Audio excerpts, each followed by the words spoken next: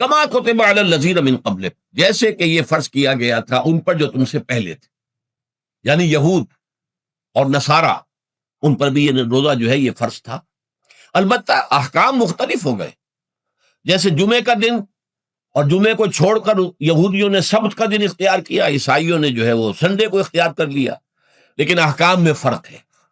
وہاں پورے سبت کے دن، ہفتے کے دن کاروبار دنیاوی مطلقاً حرام، لیکن ہمارے ہاں شریعت کے اندر آسانی پیدا کی گئی کہ صرف جمعے کی اذان سے لے کر نماز ادا ہو جانے تک وہ حرام ہے، لیکن باقی یہ ہے کہ اس سے پہلے بھی اگر کرو، اور بعد میں جب فَإِذَا قُضِيَتِ الصَّلَاةُ فَانتَشِرُوا فِي الْأَرْضِ وَابْتَغُوا مِن فَضْلِ اللَّهِ، جب نماز ادا ہو چکے تو جاؤ، منتشر ہو سکتے ہو زمین میں، اور اللہ تعالیٰ کے فضل کو تلاش کر سکتے ہو۔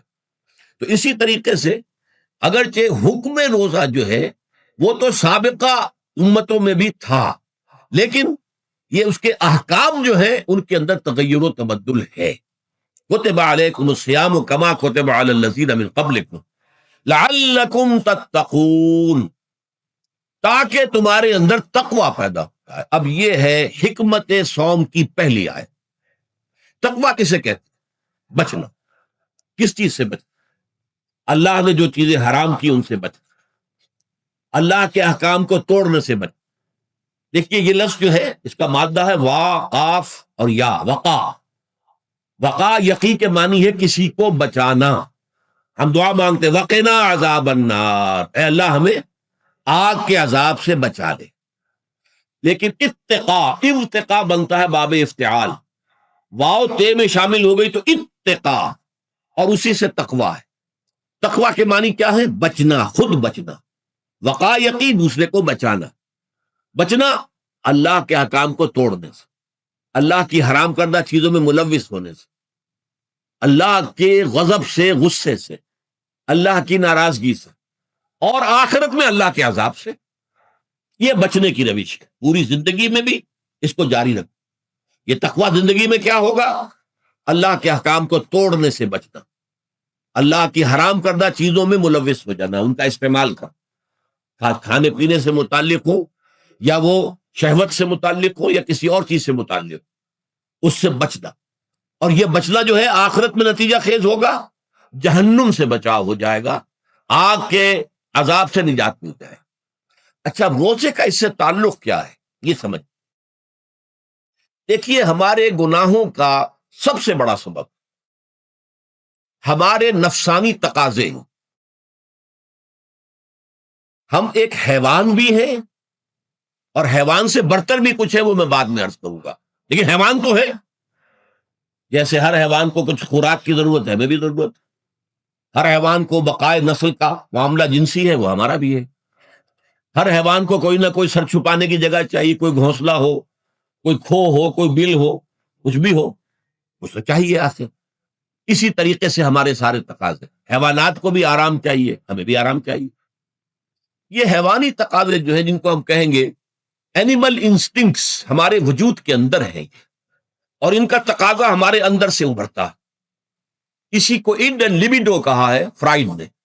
جدید نفسیات کا بابا آدم جو ہے وہ فرائڈ، اس نے اسے اڈ اور لب سے تعبیر کیا، اس سے اوپر سیلف کو لایا، اور اس کے بعد جو ہے وہ سپر ایگو ہے۔ تو یہ تین درجے اس نے متعین کیے ہیں، اور میں اس کی دقت نظر، ایکیوٹی آف آبزرویشن کا بہت قائل ہوں۔ اگرچہ نظریات کا جو نتیجہ اس نے نکالا ہے وہ غلط ہے، لیکن ایکویٹی آف آبزرویشن کا قائل ہوں کہ اس نے انسانی شخصیت کے 3 لیولز کو آئیڈینٹیفائی کیا۔ یہی 3 لیولز ہمارے ہاں ہیں، نفس، قلب، روح، یہ 3 لیولز۔ اس نے کہا اڈ اینڈ لیبیڈو یہ لوسٹ ہے، پھر ایگو، سیلف، پھر سپر ایگو۔ 3 لیول وہ بھی مانتا، اگرچہ ان کی تعبیر اس نے غلط کی ہے، لیکن جہاں تک اڈ اور لیبیڈو کی تعبیر ہے وہ صحیح ہے، وہ حیوانی تقاضے۔ اچھا ان حیوانی تقاضوں کے بارے میں یہ بات بالکل واضح رہنی چاہیے کہ یہ اندھے بہرے، انہیں صرف اپنی گریٹیفیکیشن، اپنے تسکین سے جو ہے ساری بحث ہے، اس سے کوئی غرض نہیں کہ حلال ذریعے سے ہو، حرام ذریعے سے ہو۔ پیٹ کھانے کو مانگتا ہے بھوک کے اندر، اب آدمی جو ہے حرام کے اندر بھی بیمار بیٹھتا ہے، یہاں تک کہ خود شریعت اجازت دیتی ہے کہ اگر جان پر بن جائے، آدمی جو ہے وہ فاقے سے مر رہا ہو، تو وہ کوئی حرام چیز کھا کر بھی اپنی جان بچا سکتا ہے، لیکن عام حالات میں نہیں۔ لیکن ہو سکتا ہے ہمارا چٹخارا جو ہے وہ حرام کی طرف ہمیں لے جائے، کسی کو واقعتاً اللہ نہ کرے کہ سور کے گوشت کا چسکا لگ جائے، وہ اس کے بغیر بچتا ہی نہیں، کھاتا ہے۔ شراب کی عادت ہو گئی، پیتا ہے، یہ نہیں۔ تو ہمارا پیٹ مانگتا ہے، اور اسے اس سے غرض نہیں کہ حلال سے کھایا ہے یا حرام سے کھایا ہے۔ ہماری شہوت اپنی تسکین چاہتی، اسے اس سے غرض نہیں کہ حلال سے یا حرام سے، جائز سے یا ناجائز سے۔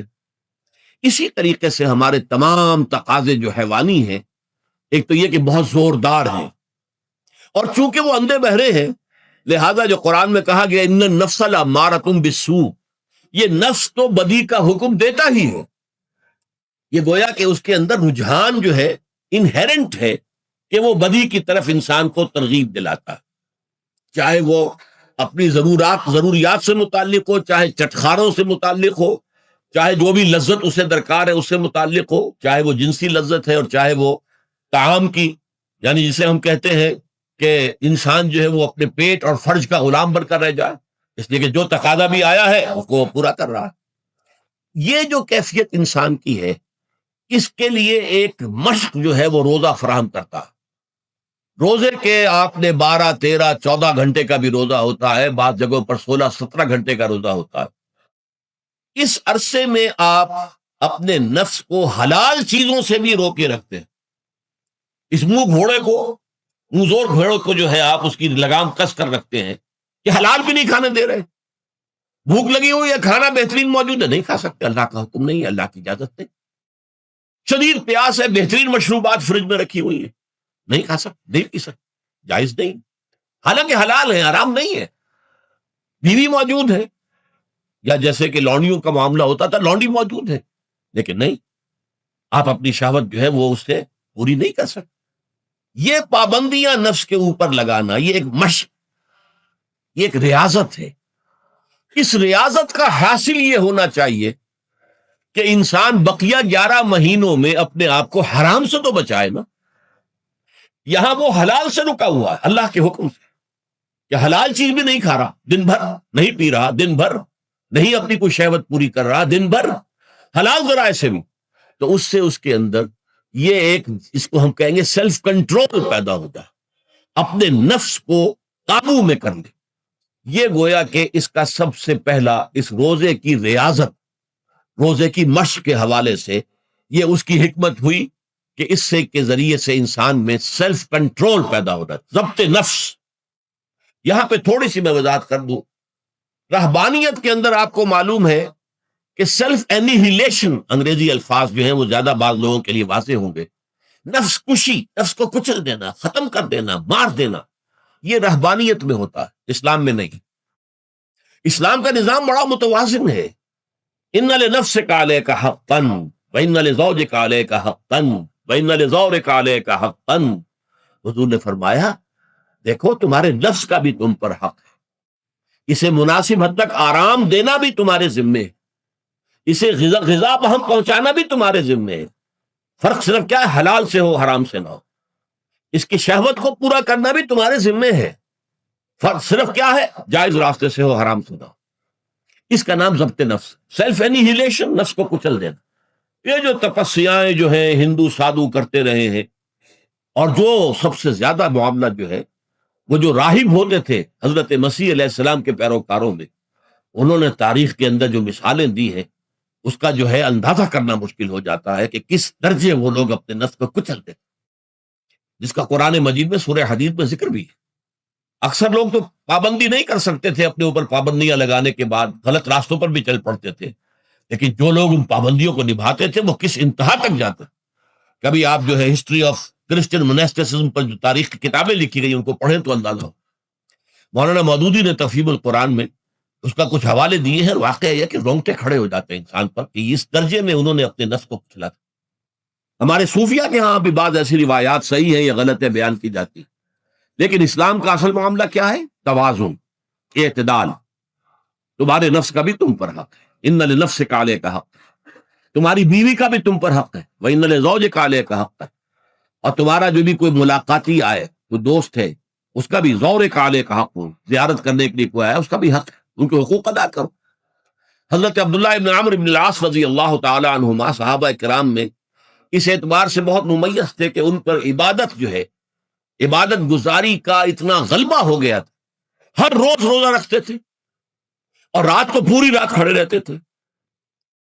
حضور کو اطلاع دی گئی، حضور نے طلب کیا فوراً، آپ نے فرمایا یا عبداللہ الم نخبر، کیا ہمیں یہ خبر نہیں دی گئی انک تصوم الدہر وتقوم اللیل، کہ تو ہمیشہ رات کو کھڑا رہتا ہے نماز پہ اور ہر روز روزہ رکھتا ہے۔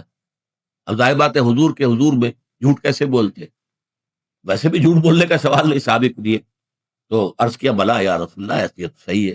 فرمایا لا تفعل، ہرگز ایسا مت کرو، فإن لنفسك عليك حقا وإن لزوجك عليك حقا وإن لزوجك عليك حقا، تمہارے نفس کا بھی تم پر حق ہے، روزہ رکھو بھی اور افطار بھی کرو۔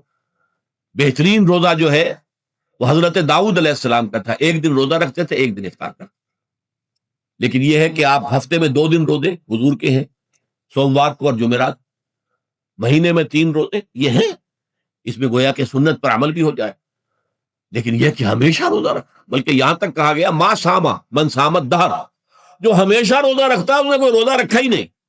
کیا مطلب؟ یہ تو اس نے اپنی ہیبٹس بدل لی ہے، ہیبٹس ہو گئی ہیں یہ کہ سارا دن بھر نہیں کھانا، صبح کھانا شام کو کھانا، بس یہ تو اس نے اپنی ہیبٹ بدل لی ہے، روزہ ہیبٹ بن گیا اس کا۔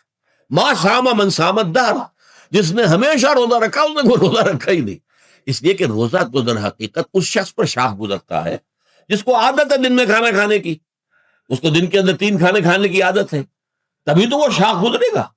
اگر وہ عادت ہی آپ نے بدل لی ہے تو ظاہر بات ہے کہ پھر روزے کی جو برکت ہے وہ تو ظاہر نہیں ہو۔ تو بہرحال اس اعتبار سے غور کیجئے کہ یہ پہلا حکم جو ہے روزے کا، لعلکم تتقون، تاکہ تمہارے اندر تقوی پیدا ہو جائے، اپنے نفس پر کنٹرول پیدا